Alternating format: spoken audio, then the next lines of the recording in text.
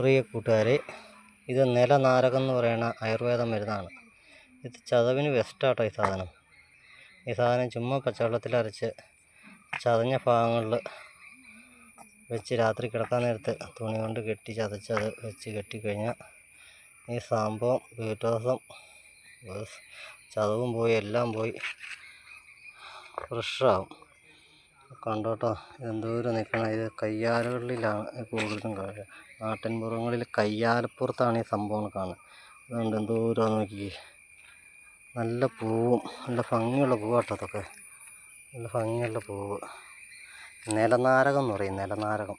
ഇവിടെയൊക്കെ ഒത്തിരി നിൽക്കുന്നുണ്ട്. കണ്ടോ, തൊട്ടാവാടിയുടെ ഇടയ്ക്ക് എന്നാ സംഭവം നോക്കിയേ.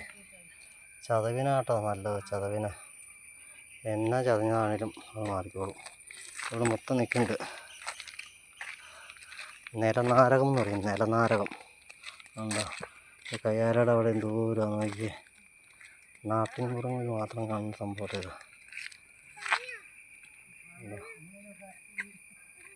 ബെസ്റ്റ് സാധനം.